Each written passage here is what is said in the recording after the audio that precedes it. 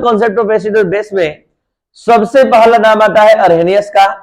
अर्हेनियस वो साइंटिस्ट है जिन्होंने पहली बार एसिड और बेस के रिकॉग्नाइजेशन के लिए एक अलग कॉन्सेप्ट दिया।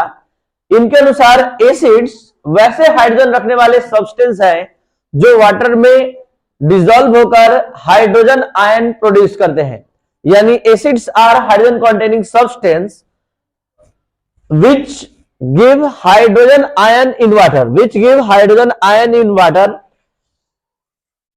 नेक्स्ट पॉइंट है, थोड़ा सा इसको समझ लिया जाए, उसके बाद हम लोग बेस के बारे में समझेंगे, यानी कि दोनों स्टेटमेंट अर्हेनियस का हम लोग समझ पाएंगे। यहां ये एग्जांपल इस बात को प्रूव दे रहा है कि हम एसिड है। क्यों है? क्योंकि आफ्टर डिजोल्व करने पर ये H plus produce H ion produce कर रहे हैं। यहां पर H2SO4 2 H आयन प्रोड्यूस कर रहा है, ये 3 H आयन प्रोड्यूस कर रहा है, ये 2 H आयन और ये 1 H आयन। तो ये सभी अपने आप को साबित कर रहे हैं कि हम एसिड है, क्योंकि वाटर में डिजोल्व करने पर ये H आयन प्रोड्यूस करते हैं। अर्हेनियस के अनुसार बेसेस हाइड्रोजन रखने वाले वैसे सब्सटेंस है या हाइड्रोक्सी ग्रुप रखने वाले वैसे सब्सटेंस है जो वाटर में डिजोल्व होकर हाइड्रोक्सी आयन प्रोड्यूस करते हैं। जैसे इन सभी कंपाउंड को आप देख सकते हैं कि यहां आफ्टर डिसोसिएशन OH आयन की प्राप्ति हो रही है, after dissociation OH ion produce कर रहा है। तो ये सभी अपने आप को साबित कर रहा है कि हम बेस है अर्हेनियस के अनुसार, यानी bases are hydroxyl group containing compound which give hydroxy ion in water. तो यहां पर हम एक चीज बताना चाहेंगे कि अर्हेनियस के अनुसार H प्लस प्रोड्यूस करने वाला एसिड होता है और OH आयन प्रोड्यूस करने वाला, लेकिन कहा? वाटर में डिसॉल्व होने के बाद। वाटर में इसको घोलते हैं तब जाकर ये अपने आप को प्रूव करता है कि हम एसिड है या बेस। इसलिए हम इस कॉन्सेप्ट का एक और नाम देते हैं जिसका नाम है वाटर आयन कॉन्सेप्ट। इसको वाटर आयन कॉन्सेप्ट क्यों कहा जाता है? क्योंकि वाटर में ये मतलब डिसॉल्व करने के बाद हाइड्रोजन आयन प्रोड्यूस करता है तो आप एसिड कह पाते हैं, और हाइड्रोक्सिल आयन प्रोड्यूस करता है तो आप बेस कह पाते हैं। इसलिए इस कॉन्सेप्ट का नाम water ion acid base concept भी है। तो water ion acid base concept के नाम से भी ये जाना जाता है। It is also called water ion concept. आप याद रखेंगे, या इस तरह से भी क्वेश्चन पूछा जा सकता है एग्जाम में, water ion concept is also called Arrhenius concept, Bronsted Lowry concept, Usanovich concept, Ingold concept. तो अर्हेनियस कॉन्सेप्ट इसका राइट आंसर होगा, क्योंकि अर्हेनियस ने ही वाटर में डिसॉल्व होने के आधार पर H और OH आयन प्रोड्यूस करने के आधार पर इन्होंने एसिड और बेस का रिकॉग्नाइजेशन बताया था। अब बात करते हैं, यहां एक टर्म है न्यूट्रलाइजेशन प्रोसेस। जब भी एसिड बेस से रिएक्शन करता है तो एसिड का H प्लस बेस के OH माइनस से कंबाइन करके H2O बनाता है, और आप सभी लोग जानते हैं कि H2O एक न्यूट्रल सब्सटेंस है। इसलिए इसको हम इस प्रोसेस को या H2O के फॉर्मेशन के कॉन्सेप्ट को हम न्यूट्रलाइजेशन प्रोसेस कहते हैं, यानी कि hydrogen ion from acid and hydroxy ion from base, या ये पूरे को मिलाते हुए बोल सकते हैं the combination of hydrogen ion from acid and hydroxy ion from base is called neutralisation process. यानी एसिड के H प्लस का बेस के OH माइनस से कंबाइन करना ही और H2O का फॉर्मेशन करना ही न्यूट्रलाइजेशन प्रोसेस कहलाता है।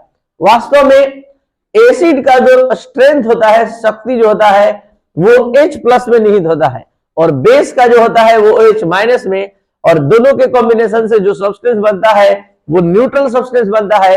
इसलिए हम इसको न्यूट्रलाइजेशन प्रोसेस कहते हैं। अब यहाँ दो कॉन्सेप्ट दिया गया है, जिसमें से एक आप जानते भी है। यहां पहला कॉन्सेप्ट कर रहा है the acid which give more H plus in water are called strong acid. जो एसिड जितना ज्यादा H प्लस प्रोड्यूस करता है वाटर में, उसको हम स्ट्रॉन्ग एसिड कहते हैं। और सिमिलरली विद द बेस के साथ भी ये बोल सकते हैं कि जो जितना ज्यादा OH माइनस वाटर में प्रोड्यूस करेगा वो उतना स्ट्रॉन्ग बेस कहलाएगा। तो which give more OH minus in water are called strong base. और एक स्टेटमेंट है कि water soluble bases are called alkali, या फिर आप जानते भी हैं पहले से कि बेस, वो बेस जो वाटर में सोलुबल होता है उसको हम लोग एक अलग नाम से जानते हैं, वो है अल्कली, यानी all water soluble bases are called alkali. तो यहां पर एक स्टेटमेंट ये भी कहा जा सकता है कि all alkali are bases but all bases are not alkali. सभी अल्कली बेस है लेकिन सभी बेस अल्कली जो वाटर में डिसॉल्व हो जाता है वही अल्कली कहलाता है। अब आप यहां पर इस अर्हेनियस एसिड बेस कॉन्सेप्ट का लिमिटेशन, सीमा कि ये अर्हेनियस कॉन्सेप्ट कहां तक पूरा एसिड और बेस के कैरेक्टर का एक्सप्लेनेशन कर पाता है, ये पूरा डिटेल अब आप यहां पर limitation of Arrhenius acid base concept में लेने जा रहे हैं। यानी कहने का मतलब है कि अर्हेनियस एसिड बेस कॉन्सेप्ट या एसिड बेस कॉन्सेप्ट का ये जो कॉन्सेप्ट है कहां तक सक्सेसफुल है, कहां तक एसिड और बेस को रिकॉग्नाइज करने में हेल्प करता है। तो सबसे पहला इसका लिमिटेशन है कि ये केवल हाइड्रोजन रखने वाले सब्सटेंस का ही एसिड और बेस के कैरेक्टर का एक्सप्लेनेशन करता है। जो हाइड्रोजन नहीं रखता है उसके एसिड और बेस के कैरेक्टर का एक्सप्लेनेशन नहीं कर सकता है। यानी according to Arrhenius acid base concept only hydrogen containing compounds और substance are acid and base but there are so many compound, लेकिन ऐसे बहुत सारे कंपाउंड है which do not have hydrogen atom, जिसके पास हाइड्रोजन एटम नहीं होता है और वो एसिड और बेस होते हैं। एग्जाम्पल के तौर पर CO2 नहीं है हाइड्रोजन लेकिन ये एसिड और बेस है। अब देखना ये है कि हम लोग मॉडर्न कॉन्सेप्ट में कौन सा कॉन्सेप्ट इसको एक्सप्लेन कर पाता है, बता पाता है कि कौन एसिड है, ये CO2 एसिड है कि बेस। तो आगे आ रहा है धीरे धीरे। हम लोग कल के नेक्स्ट क्लास में ब्रॉन्स्टेड-लॉरी कॉन्सेप्ट पढ़ेंगे, फिर लेविस पढ़ेंगे। जो इसको एक्सप्लेन कर पाएगा उसी को मानेंगे कि सबसे सक्सेसफुल एसिड बेस कॉन्सेप्ट है। फिलहाल अर्हेनियस में क्षमता नहीं है कि वो प्रूफ कर पाए कि CO2 एक एसिड है कि बेस, LCl3 एसिड है कि बेस। ये अर्हेनियस कॉन्सेप्ट से संभव नहीं है। नेक्स्ट बात करते हैं, it doesn't provide acid base behaviour of any compound in non aqueous medium. मतलब कहने का मतलब अर्हेनियस के अनुसार वाटर में डिसॉल्व होने पर H+ देगा तो एसिड, OH- देगा बेस। क्या ये जरूरी है कि हर सब्सटेंस वाटर में ही डिसॉल्व हो? बहुत सारे ऐसे सब्सटेंस है जो वाटर में डिसॉल्व ही नहीं होते हैं, तो क्या वो एसिड और बेस नहीं है? तो है, लेकिन इस एसिड बेस कॉन्सेप्ट का कैपेसिटी नहीं है कि नॉन एक्वस मीडियम में एसिड बेस कैरेक्टर का एक्सप्लेनेशन कर सके। Last, it doesn't provide any explanation about amphoteric character of the substance. यह पदार्थ के सब्सटेंस के एम्फोटेरिक नेचर का, बिहेवियर का एक्सप्लेनेशन नहीं कर सकता है। एम्फोटेरिक सब्सटेंस वैसे सब्सटेंस होते हैं जो एसिड और बेस दोनों का बिहेवियर एक साथ प्रदर्शित करते हैं।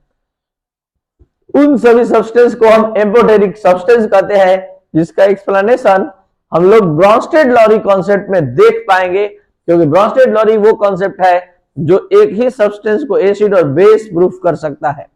तो amphoteric such type of substance which behave acid as well as base both simultaneously भी कह सकते हैं, एक ही साथ एसिड और बेस दोनों का बिहेवियर दिखाते हैं, वो कहलाते एम्फोटेरिक सब्सटेंस। तो ये था आपका आज का क्लास जो अर्हेनियस एसिड बेस कॉन्सेप्ट का था। लिमिटेशन आप लोग को लिखना है, ये लिख लिए है, लिमिटेशन लिख लीजिए।